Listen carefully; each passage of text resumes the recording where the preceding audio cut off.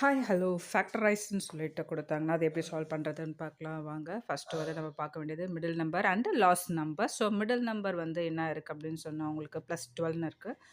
So, last number பார்த்தீங்கன்னா, -45ன்னு இருக்கு. அத எப்படி ஸ்ப்ளிட் பண்ணி ஆன்ஸர கண்டுபிடிக்கலாம்ன்றது சிம்பிள் வேல பார்க்கலாம் வாங்க. ஸோ, கடைசி நம்பர் -45 அத மல்டிப்ளிகேஷன் பண்ணா அந்த நம்பர் வரணும். ஸோ, அதாவது லோயஸ்ட் நம்பர்லேருந்து நம்ம டேபிள்ஸ் போணும். 3 15s ஆர் உங்களுக்கு 45 கிடைக்கும். அங்க மேல பார்த்தீங்கன்னா, -45ன்னு இருக்கு இல்லையா? ஸோ, 3 15s ஆர் 45 ஆனா இங்க ஆட் பண்ணும்போது என்ன வரணும்? ப்ளஸ்ன்னு வரணும். அப்போ பெரிய நம்பர் கிட்ட ப்ளஸ்ஸு, சின்ன நம்பர் கிட்ட மைனஸ்ன்னு போட்டிங்கன்னா, உங்களுக்கு மைனஸ்ன்னு வரும்.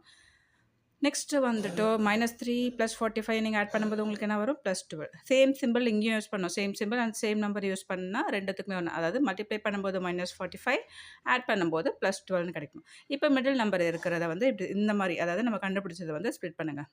12xன்றது -3x + 15x - 45 sorry equal two போட்டுட்டேன். -45 இப்ப காமன் வேல்யூஸ் வந்து எடுப்போம் நம்ப.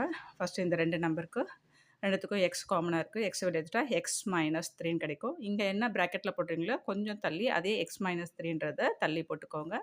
ஸோ ஃபர்ஸ்ட் இது வந்து நம்ம ஸ்ப்ளிட் பண்ணிட்டோம் இல்லையா? x × x x square x × 3 3x - 3x. So இப்போ இங்க இதில எது மிஸ் ஆகுதுன்னா, எக்ஸ எடுத்துட்டோம். 15 மட்டும் நம்ம எடுக்கல. ஏற்கனவே இங்க மைனஸ் இருக்கு. ஸோ வந்து +15 அப்படியே எடுப்போம். +15 × x 15x 15 × -3 -45 கிடைச்சிடும். ஸோ இதோட ஆன்சர் x - 3 x + 15 இதுதான் இந்த சம்மோட ஆன்சர். தேங்க்ஸ் ஃபார் வாட்சிங்.